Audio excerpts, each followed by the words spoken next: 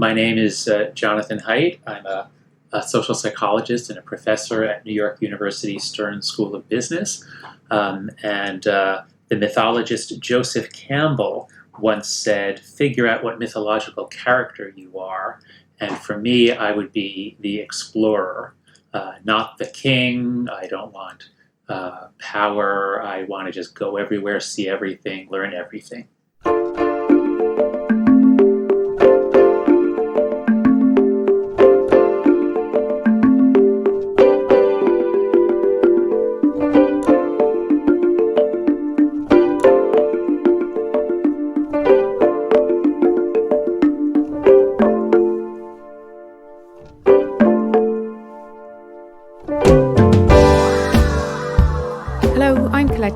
Welcome to Spokes. In this episode, I speak to Jonathan Haidt, an American social psychologist. He's the author of The Happiness Hypothesis, The Righteous Mind, and a co-author of The Coddling of the American Mind. The Righteous Mind and The Coddling of the American Mind were both New York Times bestsellers. His 4 TED Talks have been viewed over 6 million times.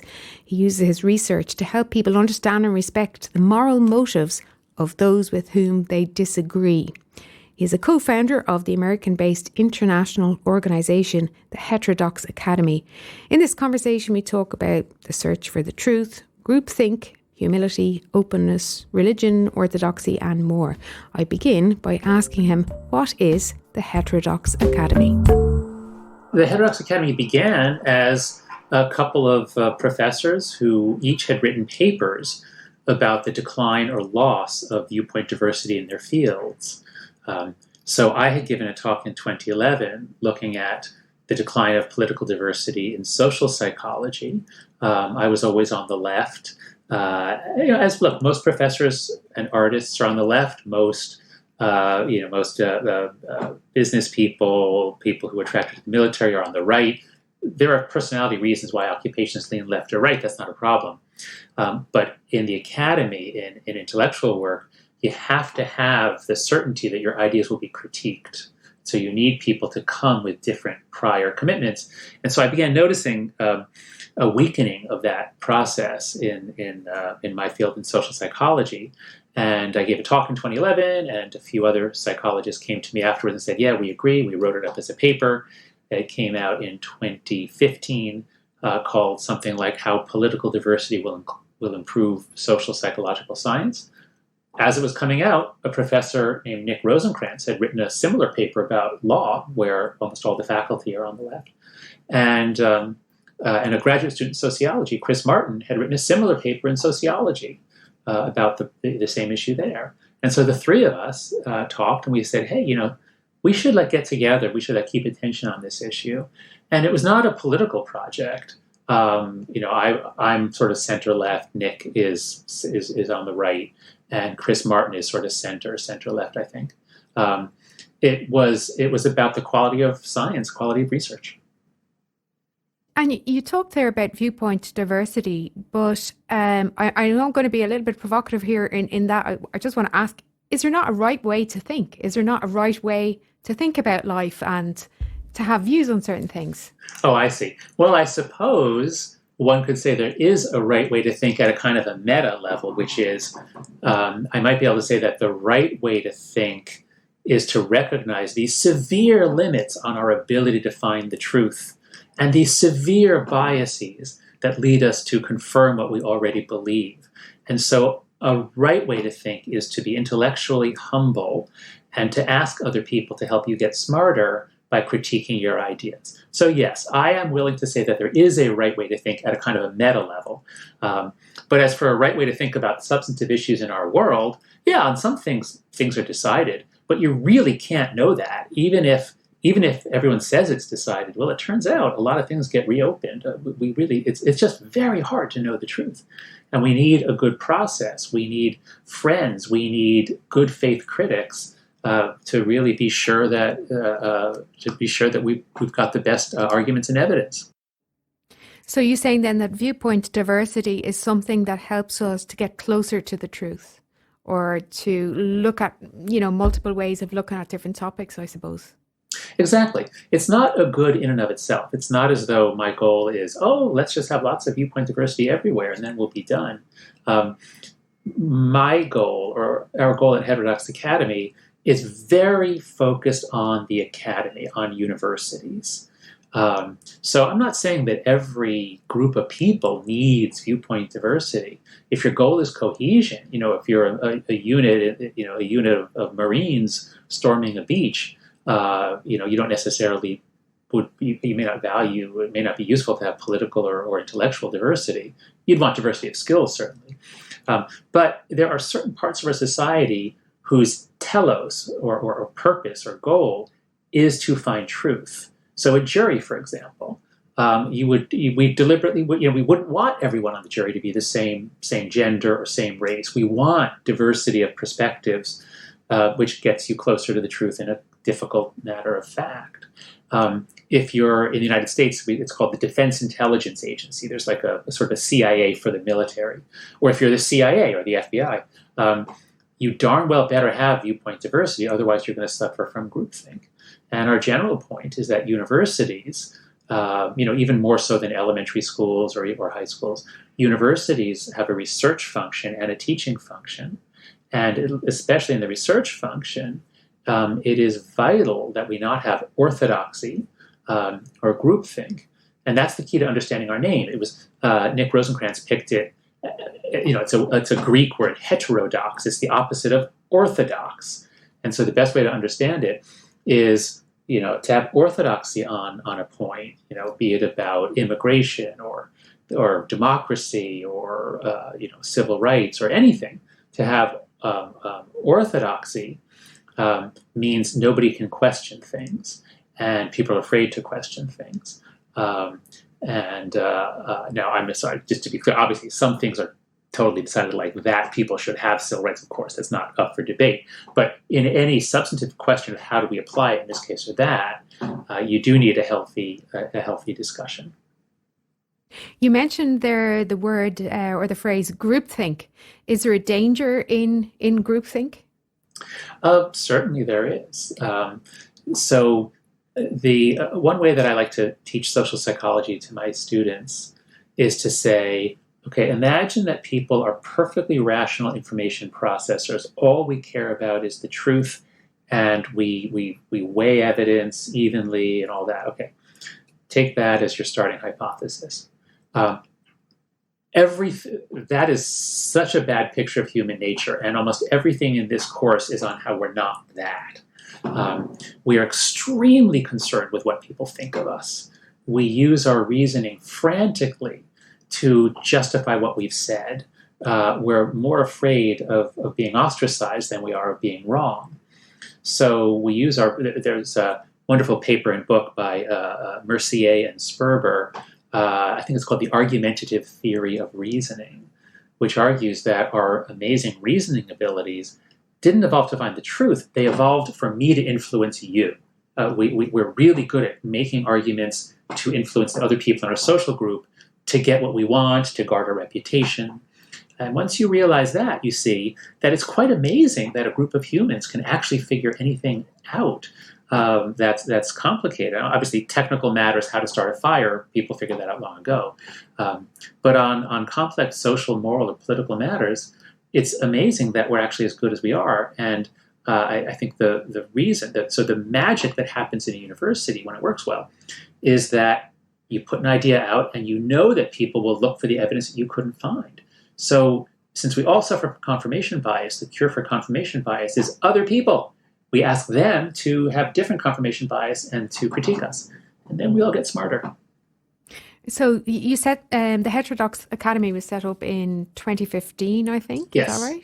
Mm-hmm. Yeah. So since then, what changes have you seen? Like, has it been effective in its aims and goals? Well, we began with just about 15 professors who were studying these issues. And then by 2016, there were a lot of people who wanted to join. We made it a membership sort of thing. We now have about 4,000 members, almost all professors, but also administrators, graduate students, anyone who's an insider to the academy, anybody who has a real stake in the quality of university life. And this is all set. This all has to be set in the United States, at least, against the backdrop of rapidly rising political polarization. That's been rising since the late 90s. So left and right hate each other more. It's more and more difficult to talk about politicized issues. So at least in the United States, the general conditions for open civil discourse have been getting worse and worse. Donald Trump is a particular, how shall I put it, accelerant of conflict. So the overall conditions have been getting worse and worse. At the same time, Twitter and social media, since 2012 or so, have really become an outrage machine. That also has made it much, much worse. So you have to look at it against that backdrop. I can't quite say that the conditions for open civil discourse are better now than they were when we started. But ideas about the value of viewpoint diversity, that people talk about it at all, a lot of the tools we've created are widely circulated. And let me also say, I've been focusing on the United States because that's where it started and that's where we have the most members. But we actually have a lot of members in the UK, in Canada. I think I just read that we have, 17 members in Ireland. So it's mostly English-speaking countries because that's who's able to, really get access to the materials. But we have members in dozens and dozens of countries. I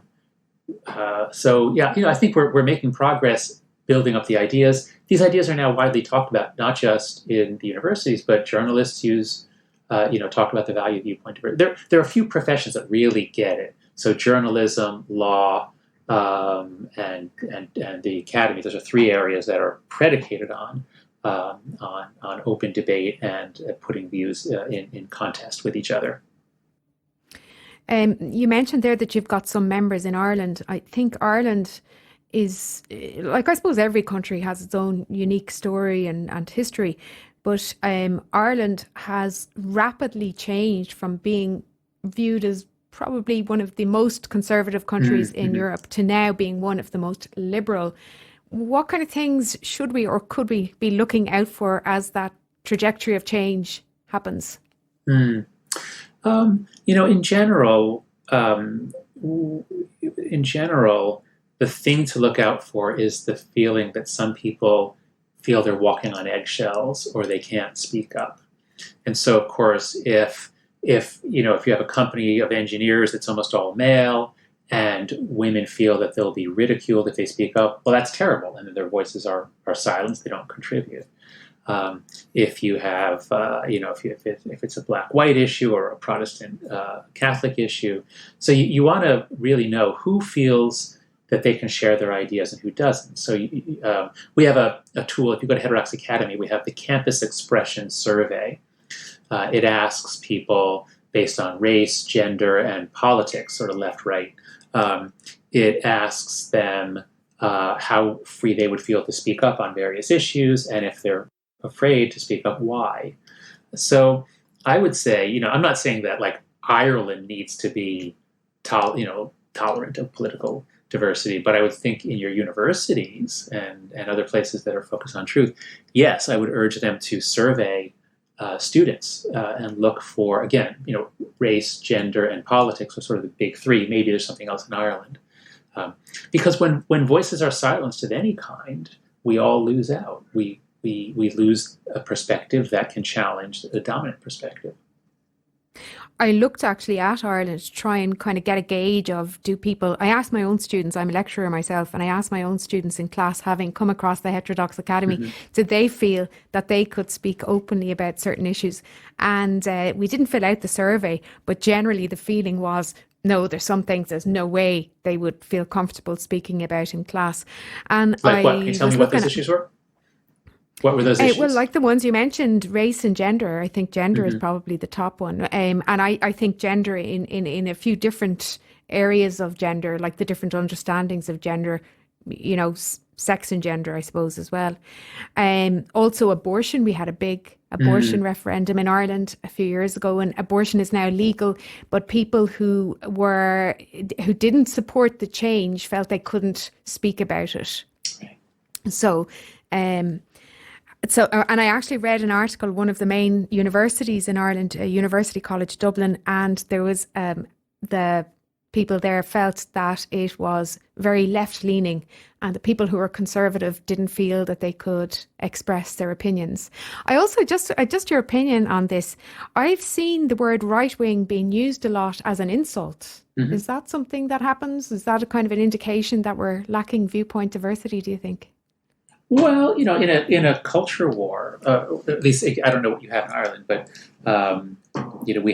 we began using the phrase culture war in the early '90s, and the hostility that the thing to look at for political polarization is not polarization of people's beliefs; it's people's hostility to people on the other side, and as that's gone up and up and up, then yes, simply calling someone liberal or conservative can feel like a label, like a criticism.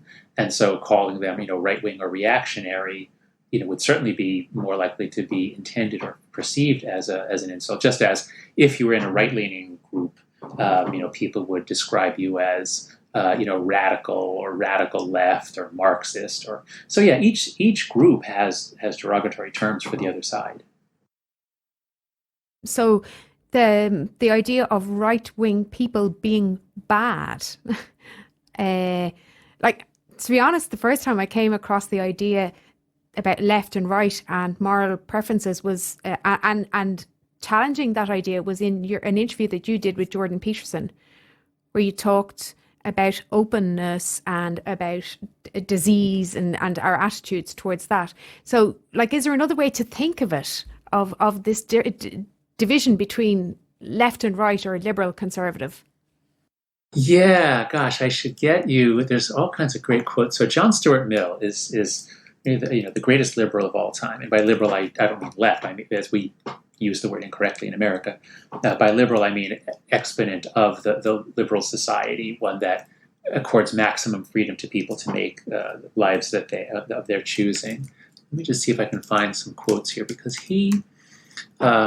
Mill has a quote about why, let's see if I can find a conservative. He has a quote about why you need conservatives and liberals. Okay, here we are, yes. Mill says, and I believe this is from On Liberty, in politics, it is almost a commonplace that a party of order or stability and a party of progress or reform are both necessary elements of a healthy state of political life. And this is the universal. So the left-right dimension. My colleague here at NYU, John Jost, has done great work on the psychology of left-right, and it seems to be a very widespread dimension. It's related to the big five trait of openness to experience. And some people look at something and say, hey, let's, why is that there? Can we improve it? Can we change it? Can we put something else up? And other people look at things and say, what we've inherited is generally good. Let's be very careful about changing it. And so that's the eternal tension between those who say, forward quickly, and those who, in the words of a famous American conservative, said, we stand athwart history yelling, stop. And that, well, actually, Ireland, we should talk about Edmund Burke. So I think Edmund Burke is really the classic exponent of conservatism as a philosophy. And he said something to the effect of, we should operate on society with care as if we were operating on our father. Something like that, I think. So I think that is, to my mind, intellectual conservatism. And, I've always been more on I used to be very much on the left. Now I'm sort of center left. But, we need progress. But if you don't have some voices saying, well, careful, slow down, what do we, don't just change everything, then you tend to get reforms that backfire. You tend to get reforms that don't work as planned. So I'm a big fan of sort of cybernetic systems. I see society as a cybernetic system where you have different forces that reach a shifting balance point. One of the things that I came across in your talks as well is this idea of fragility. But are there ideas that are too dangerous to be expressed? And if there are, what are those ideas or opinions? Well, I think in a college classroom, there are certain topics where if you can't talk about them incredibly sensitively, you probably shouldn't talk about them at all. So I'm not a free speech advocate. What I should say is, I'm not a free speech extremist. I don't think, hey, everyone should be able to say whatever they want, whenever they want. I think that's absurd. I am trying to improve universities and what kind of environment gives us the best discussions. So, if there are certain topics that if there are certain topics that are not central to the topic of a class and that would be just very difficult to talk about without people being rude or careless, I can see there being some taboo topics, especially at the undergraduate level. Again, I'm not. My point is let's keep our eye on the goal here, and the goal of a university. Well, there's two. There's the research function. We got to find truth, and then there's the education function. We have to create environments in which our students can learn. So, I think it's fine for there to be some taboos, but you need a general sense that people, if they are acting in good faith, they can question an assumption. Right. Okay. And actually, that's one of the things I do see is even the shutting down of questioning. That people who raise a question, to actually ask a question, if it's done civilly and with respect, mm-hmm. that then it should pave the way for some kind of a conversation. But I see that there's some topics where even to question results mm-hmm. in being called names or, mm-hmm. Accused of something. And I find that really worrying. Yeah, no, that's right. I think, abortion would play that role. So it has for a long time in the United States. There's a general, the country is split, but in progressive institutions, there's a very strong pro-choice consensus. So, I think that would be an example of one where many people would be afraid. Because I've been looking especially at sort of political diversity as one of the main areas that we're losing.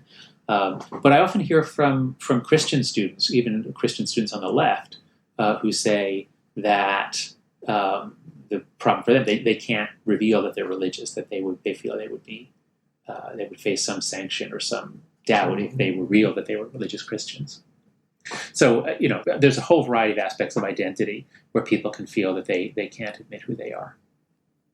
Yeah, actually, when you talk there about religion, you use the word orthodoxy. And I think orthodoxy is a word that I would associate often with religion, actually. Mm-hmm. So, and one of the changes that in Ireland, and I'm sorry to be bringing it back to Ireland because I know you're probably not Let's that go familiar. There. I'd love to be in Ireland right now. Well, it's really wet and grey and miserable here, actually. But is that religion, the adherence to religion has changed just so dramatically since when I was a child. Mm-hmm. The vast majority of people were very religious. If you were an atheist, you were the one who was ostracized, whereas now it's kind of gone the other way. So when religion changes like that, there's a kind of a vacuum. Do you think that plays a role in this whole topic of viewpoint diversity and be able to talk about topics? Yeah, it might. So there's two ways into that. One, let's start with the sociologist Emile Durkheim, who was writing in France in the late 19th century, early 20th. And in his book, Moral Education, he considers, so France is secularizing, they're removing Catholicism from the schools. And he says, you can't just rip out the religion and replace it with nothing. You have to have, I think he called it like a spirit of belonging and a spirit of authority. You have to have those two things. And so he thought long and hard about how do you create a functioning institution if you take religion out of it? Because if you don't, you kind of leave a vacuum of both belonging and of authority. And there could be just, chaos or his word was anomie or normlessness. So that's, I think he's right about that. That's always a consideration when any institution or country loses a dominant sort of narrative, and religion often has provided that. The second piece of this, I believe, is that social media changed radically between 2009 and 2012. When social media first comes out around 2004, with Friendster and MySpace and the Facebook, it was not toxic at all. It was just, here are my friends, here are the bands I like. But in 2009, Facebook adds the like button, Twitter adds the retweet button. They both copy each other's innovations. Now there's a lot more engagement, and the platforms algorithmicize your news, your feed, your friend feed. So that's also the key years, 2009 to 2011 or 12. Those are the key years when huge numbers of teenagers flood onto social media. Most were not really on it every day in 2008, but by 2011 or 12, all over the Western world, and I think Asia might even have been ahead of us, all over the world, teenagers are now online by 2012. And now the news media, the old line media, is now integrated with Twitter and Facebook, and things are happening so fast. My point is that it used to be more possible to have a set of shared meanings within an institution, and to some extent within a country, although there's so much diversity in the country. But after 2012, and especially by 2014, 2015, I think we're in the period after the Tower of Babel has fallen. So if you remember the Tower of Babel story from the Bible, God says, "Come, let us go down and confound their language so that they may not understand one another."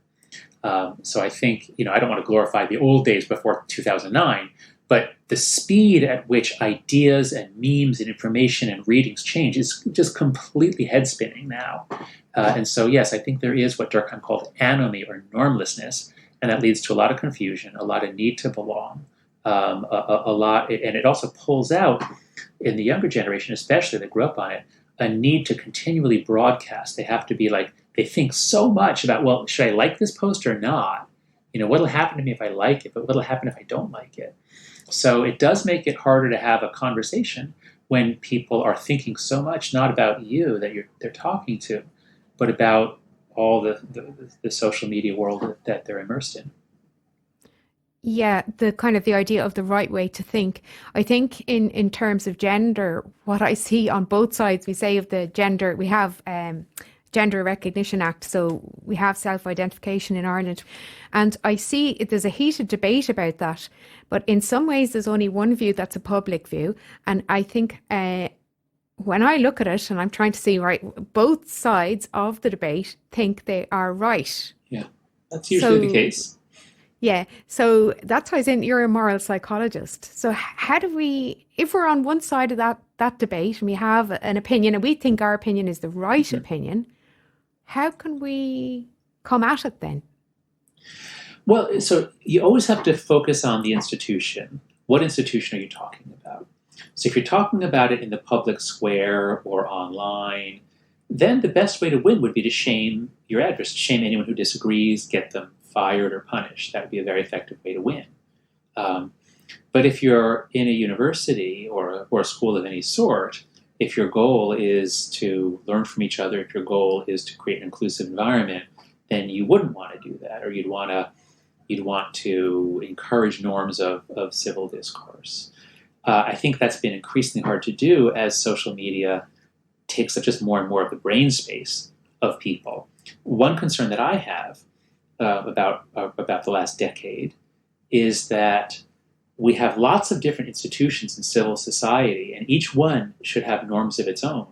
So the norms in a hospital, the medical norms, are very different from the norms of a courthouse or the legal profession, very different from that of Wall Street or the financial industry, and very different from that of philosophy or psychology or some other academic discipline. They're very different.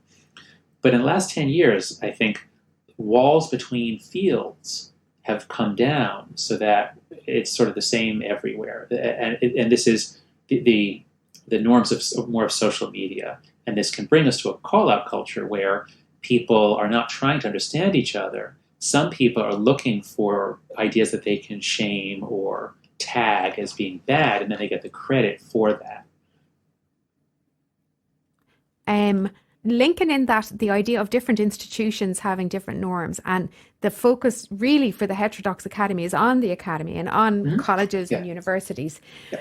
But those ideas that begin in the academy, don't they filter out into the wider society? They certainly do. Yeah, and that's there's a lot of discussion about that now in the United States in journalism, especially, that a lot of the norms. So Heterodox Academy was started as a purely faculty issue. It was not about undergraduates. It was just a faculty research issue. But beginning in 2015, there was a wave of protests, and there were new norms on campus, and things just got a lot more politically intense. And there was talk about, safe spaces were not very common, but there was really more of a call out culture, and a lot of talk about bias response teams and microaggressions, and what are some of the other ones? So trigger warnings. So it was a whole set of concepts that emerged, and it wasn't everywhere. It wasn't on most university campuses, but it was on a lot of them. And it just led to a much tenser environment with a lot of people calling others out. And again, social media was crucial here. And at the time, a lot of people said, oh, that's just college students being college students. But in the United States, in the last 2 months or so, there's been a real intensification of this in journalism in particular, and in a few other areas. And 2 or 3 journalists have written to me privately to say, wow, all the stuff that you were writing about back in 2015 on college campuses, it's now the same stuff in our newsroom. So, there are generational changes, there are technological changes, there are social changes. And yes, a lot of the patterns that start on college campuses, when, whether it's those very students graduating and taking them out, or whether it's just lateral diffusion of ideas, I don't know. But yes, what ideas from college campuses often do filter out into the rest, not the rest of life, but into institutions that hire from those elite college campuses. And one thing I have seen, and is it within the field, we say, of critical thinking, that students sometimes are being told what to think rather than how to think. But the way of how to think is really to open, isn't it? Would you say? And that brings us back to the question you asked me at the beginning about the right way to think. So I'll end with 1 or 2 quotes from John Stuart Mill. So first, let me say, if there are any professors in Ireland watching this or listening to this, please go to heterodoxacademy.org and join. We're an international organization. And secondly, for anyone, especially if you're teaching, do you call it high school or secondary school? What do you call it for age 16, 17? Secondary. Okay, so if you're a secondary school teacher or a college or university professor, I urge you to go to heterodoxacademy.org/Mill to get our version of John Stuart Mill's On Liberty. It's an amazing work of philosophy and social analysis. Chapter 2 of On Liberty is one of the most insightful things ever written on the importance of free inquiry, free speech, and viewpoint diversity. And so we have a beautifully illustrated version of Chapter 2, reduced by 50%. We edited it. Richard Reeves is a Mill scholar. He helped me edit it. So we have this beautifully illustrated short version. It's only 7,000 words, and it has gems such as this. He who knows only his own side of the case knows little of that. His reasons may be good, and no one may have been able to refute them. But if he is equally unable to refute the reasons on the opposite side, if he does not so much as know what they are, he has no ground for preferring either opinion. So over and over again, Mill understands the dynamics of thought, speech, and belief. And he understands the difficulty of finding the truth. And this is a perennial problem in American politics. It often happens. I think it happened in the UK with the Brexit vote as well. That opinion makers cannot even understand why some people might vote against the position that is dominant in more of the elite circles, and they're surprised and they don't understand it. And that was the case certainly with the Donald Trump election and with the Brexit vote. So it's crucial. If anyone on the left, if anyone's listening, and you're on the left, and you're an activist of any sort, or you want to bring about social change, it's just really, really effective. You become much more effective if you really try to understand your opponents and their reasons.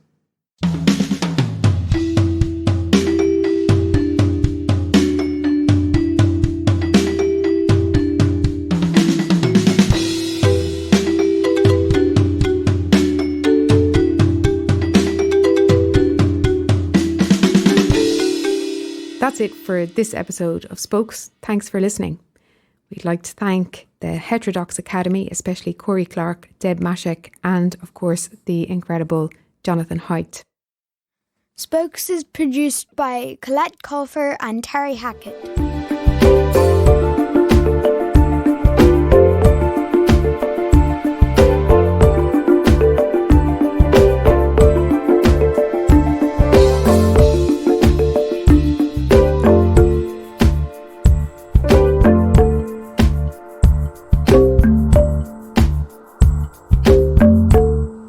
Please like and subscribe and share the video.